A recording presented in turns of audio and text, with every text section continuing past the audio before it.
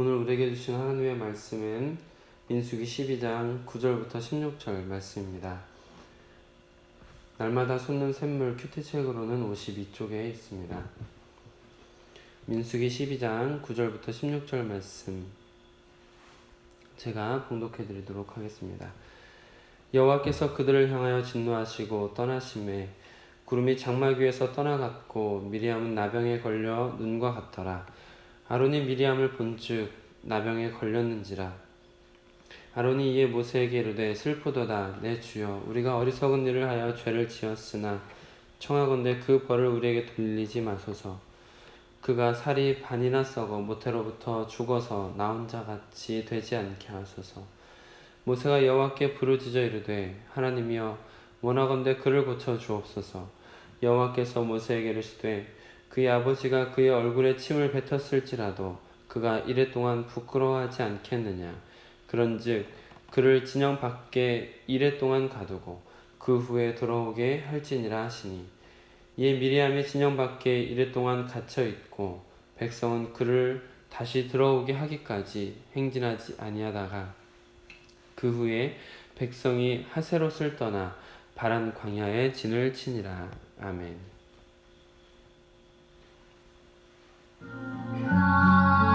주님 나라 이루소서. 이 말씀 따라 사는 동안 지치지 않게 하시고 이 말씀 따라 사는 동안 주님 나라 이루소서.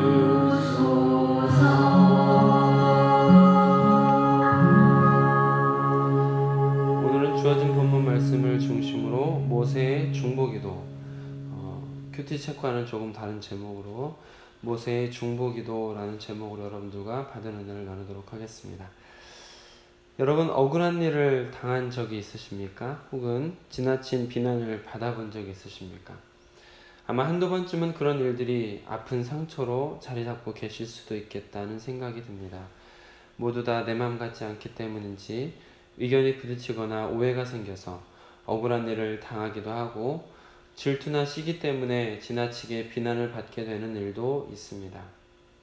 그렇다면 그런 억울한 상황이나 지나친 비난을 받게 되었을 때 여러분께서는 어떻게 해결해 가십니까? 어떤 분께서는 폭력이 가장 빠른 문제 해결 수단으로 생각하는 분이 계실 수도 있고 또 어떤 분께서는 논리적으로 시시비비를 가려서 억울함을 벗어버리려고 하는 분도 계시고 어떤 분께서는 그저 마음으로 삭히는 분도 계실 수 있고 다양한 방법이 있을 거라 생각합니다. 그렇다면 성도다운 모습으로 그 답답한 문제를 해결하려고 노력하신 적은 있으신가요? 그리고 더 나아가서 나를 괴롭게 했던 그 사람을 위해서 기도하셨습니까? 그 사람의 잘못을 깨닫게 하시기를 위한 기도가 아니라 용서하는 마음을 품고 하나님께서 그분을 불쌍히 여기시기를 간절히 바라며 기도하시고 축복하신 적은 있으십니까? 이렇게 먼저 질문을 던지는 이유는 오늘 말씀 속에서 모세의 태도를 보면 억울한 상황을 겪을 때 혹은 잘못에 비해 지나친 비난이나 비방을 받을 때 성도의 올바른 자세를 생각해 볼 수 있을 것 같아서입니다. 오늘 말씀을 천천히 한번 살펴보겠습니다. 9절은 하나님의 진노로 시작되고 있다라는 것을 볼 수 있습니다. 하나님의 진노는 어제 같이 나누었던 것처럼 하나님께서 세우신 지도자를 비방하는 것에 진노하셨다는 것을 알 수 있습니다. 결국 미리암은 나병에 걸리게 되었고 나병에 걸린 미리암은 진영 밖으로 쫓겨나게 됩니다. 아론은 슬퍼하며 모세에게 간청을 합니다. 하나님께 기도해서 그를 고쳐주옵소서. 모세가 그 간청을 듣고 하나님께 기도를 올려드립니다. 그리고 하나님께서는 미리암을 7일 동안 진영 밖에 두게 하는 벌로 징벌의 수위를 낮추어 주셨다라는 것을 볼 수가 있습니다. 그러나 하나님께서는 징벌의 수위를 낮추어 주시기는 하셨지만 그렇다고 해서 죄를 완전히 묵과하시고 죄를 가볍게 여기시는 것이 아니라 죄에 대한 대가는 작더라도 반드시 치르게 하셨다라는 것이죠. 결국 미리암이 진영 밖에 머무는 시간이 끝난 후에 이스라엘은 온 무리가 같이 다음으로 이동하게 되었습니다. 오늘 제가 처음에 제목을 말씀드리면서 밝혔던 것처럼 오늘은 모세의 태도, 모세의 기도를 기억하시면 좋겠다라는 생각이 듭니다. 억울한 일이 생겼을 때 혹은 지나친 비난을 받고 있을 때 저는 참기 힘들어 했었던 것 같습니다. 누명이나 지나치게 조롱하거나 비난을 하면 저도 같이 폭발하거나 아니면 관계를 깨뜨리지 않기 위해서 속으로 삭히는 방법을 택했던 것 같습니다. 여러분께서는 어떠십니까? 질문을 처음에 많이 드렸는데 여러분께서는 그런 상황이 생겼을 때 의연하게 대처하고 넘어가시는 편이신가요? 또 나아가서 그런 사람들 위해서 기도하고 축복하실 수 있으신가요? 만약 오늘 본문 바로 앞에 나오는 3절에서처럼 여러분의 온유함이 모세처럼 지면의 모든 사람보다 더하셔서 그 누가 비방을 해도 어떤 억울한 상황이 생겨도 절대 화를 내거나 기분 상하지 않고 상대방을 불쌍히 여기고 용서를 베풀며 축복하는 기도까지 하실 수 있다면 이 시대의 진정한 그리스도인 성인의 반열에 오르시지 않을까 생각됩니다. 나는 마음이 온유하고 겸손하니 나의 멍에를 메고 내게 배우라 말씀하셨던 예수님, 그 예수님을 꼭 닮은 온전한 그리스도인이실 것 같습니다. 그러나 그런 성품을 갖고 있는다라는 것은 결코 쉬운 일은 아닌 것 같습니다. 그래서 우리가 오늘 모세의 태도를 곱씹어 보면서 우리도 모세의 온유함 그리고 예수 그리스도의 온유와 겸손을 조금 더 닮아가는 하루가 되실 수 있기를 주님의 이름으로 축복합니다. 모세의 모습을 돌아보면 모세가 구스 여인, 에티오피아 여인이라고 말씀을 드렸는데 이 구스 여인과 결혼을 했습니다. 이 모습이 당시 선민 사상에 젖어있던 유대인들에게는 매우 이질적인 것이었고 미리암과 아론은 그것을 꼬투리 삼아 지도자 모세를 신랄하게 비방했습니다. 그러나 정작 하나님께서는 모세를 정죄한 일이 없으시고 오히려 지도자 모세를 비방한 아론과 미리암을 꾸짖으셨습니다. 그리고 결국 미리암에게 나병이 들게 하셨습니다. 그러나 모세가 더 모세다울 수 있었다라고 생각되는 것은 바로 이 부분입니다. 미리암을 용서하시기를 하나님께 간절히 기도했다라는 것이죠. 바로 자신을 비방하던 사람이라 할지라도 하나님의 진노 앞에서 징계를 받게 되었을 때 그 사람을 불쌍히 여기고 감싸려고 했다라는 것입니다. 하나님의 진노를 어떻게든 가라앉히고 모든 백성이 함께 끝까지 가길 바라는 마음이 모세에게 있었던 것 같습니다. 출애굽기 32장의 금송아지 사건을 봐도 하나님께서는 이스라엘 모든 백성을 다 진멸하고 모세만 데리고 약속의 땅에 가시려고 하셨습니다. 제가 출애굽기 32장 10절 말씀을 읽어드리겠습니다. 그런즉 내가 하는 대로 두라. 내가 그들에게 진노하여 그들을 진멸하고 너를 큰 나라가 되게 하리라. 이렇게 하나님께서는 모든 백성을 다 내버려 두고 그들을 진멸하고 오직 모세만 약속의 땅에 데리고 가서 모세만으로도 큰 나라를 만들 수 있다라고 말씀을 하고 계시는 것이죠. 그런데 이러한 상황에서 모세가 중보기도를 하는 것을 바로 이어서 볼 수가 있습니다. 출애굽기 32장 11절부터 13절까지 모세가 간절하게 기도하는 것을 볼 수가 있는데 11절만 읽어드리도록 하겠습니다. 모세가 그의 하나님 여호와께 구하여 이르되 여호와여 어찌하여 그 큰 권능과 강한 손으로 애굽 땅에서 인도하여 내신 주의 백성에게 진노하시나이까 하면서 그 백성들을 위해서 간절히 기도하는 것을 볼 수가 있고, 그 기도 덕분에 하나님께서 뜻을 바꾸시는 것이죠. 하나님께서 뜻을 바꾸신 내용은 14절에 있습니다. 여호와께서 뜻을 돌이키사 말씀하신 화를 그 백성에게 내리지 아니하시니라.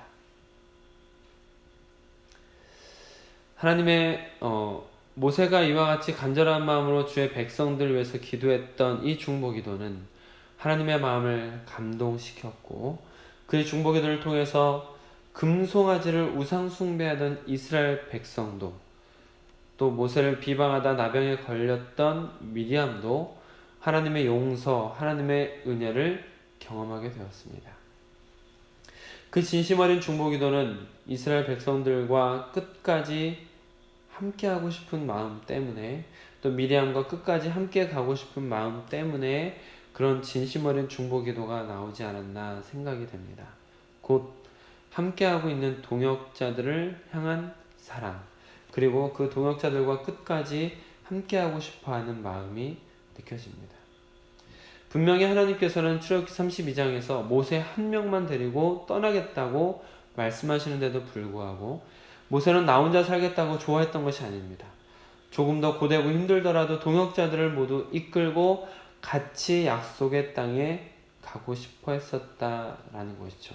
이 마음 때문에 하나님께서 그 기도를 들어주셨다라고 생각이 되는 것 같습니다. 제가 좋아하는 말씀 중에 모세의 이러한 자세를 보여주는 말씀이 있는데, 히브리서 11장 24절부터 25절 말씀을 읽어드리도록 하겠습니다.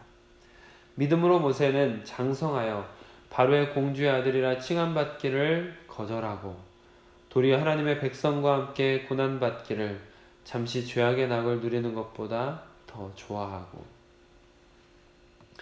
편한 이집트 왕자의 자리에 있었던 사람이었습니다. 그러나 그 편한 자리를 내버리고 바로의 공주의 아들로서 영원히 살 수 있었지만 바로의 공주의 아들로 살기를 거절하고 도리어 하나님의 백성과 함께 고난받기를 잠시 죄악의 낙을 누리는 것보다 더 좋아했다. 하나님께서 모세만 구원해 주시겠다라고 말씀하셨는데도 불구하고 모세가 다 뿌리치고 다른 선택을 합니다. 히브리서 11장 24, 25절에서 밝히고 있는 것처럼 그는 하나님의 백성과 함께 고난받기를 더 좋아했습니다. 잠시 죄악의 낙을 누리는 것보다 동역자들과 함께하고 싶어 했다라는 것이죠. 하나님의 백성들과 함께 고난받기를 좋아했다. 동역자들과 함께 하고 싶어 했다. 우리가 이런 마음으로 동역자를 바라볼 수 있다면 우리 옆에 있는 성도들을, 지체들을 경쟁 상대나 시기, 질투의 대상이 아니라 동역자로서 약한 부분을 감싸줄 뿐만 아니라 설령 나에게 상처를 주는 일이 있었다 할지라도 그 동역자의 성장을 바라며 용서하고 오히려 그 동역자를 위해서 축복하며 중보기도 할 수 있다면 그것이야말로 그리스도의 몸으로서 온전한 연합이 아닐까 생각합니다. 그리고 그 동역자는 비단 교회 안에 있는 사람만 동역자가 되는 것이 아니라 교회를 아직 나오고 있지 않다 하더라도 우리 가족들, 사랑하는 자녀들이 동역자가 되길 바라는 마음으로 한 걸음 한 걸음을 이끌어주는 것이죠. 마지막으로 한 가지만 더 간단히 말씀을 나누면, 만약 모세가 하나님께서 미리암에게 저주를 내리고 또 이스라엘 백성들을 치겠다 말씀하셨던 출애굽기 32장에서 모세가 하나님 차라리 미리암을 확 죽여버리세요. 혹은 출애굽기 32장 금송아지 사건 때 하나님 앞에 예 좋습니다. 하나님 이 백성은 다 쓸어버리고 저 혼자 약속의 땅으로 편하게 좀 데려갔으면 좋겠습니다. 만약 이렇게 했다면 과연 모세의 그 태도를 하나님이 정말 기뻐하셨을까요? 오히려 자신의 백성들을 감싸고 차라리 나도 버리십시오 하는 모세를 보았을 때 자신을 비방하던 미리암을 긍휼의 마음으로 바라보며 용서해달라고 간구하는 모세를 보았을 때 그때 하나님은 더 흐뭇해하지 않으셨을까요? 저는 그러셨을 거라 생각합니다. 여러분을 괴롭게 하고 힘들게 하던 분은 누구입니까? 여러분이 무고한데도 불구하고 비방하고 억울하게 만들었던 사람은 누구입니까? 오늘 그들 향해 긍휼의 마음을 갖고 그들의 용서를 간절한 마음으로 구하며 나를 괴롭게 한 그 분들을 축복한다면 오히려 그것이 하나님의 마음을 기쁘시게 할 것입니다. 그리고 하나님께서는 우리의 그런 기도, 또 그런 간절한 마음, 용서, 더 나아가서 축복하는 이런 모습을 하나님께서 보실 때 하나님께서는 우리가 알지 못하는, 우리가 생각지도 못했던 크고 놀라운 일로 그리고 가장 좋은 길로 우리를 인도하실 것입니다. 그 가장 좋은 길을 걸어가시는 우리 모든 성도님들이 되실 수 있기를 주님의 이름으로 축복합니다.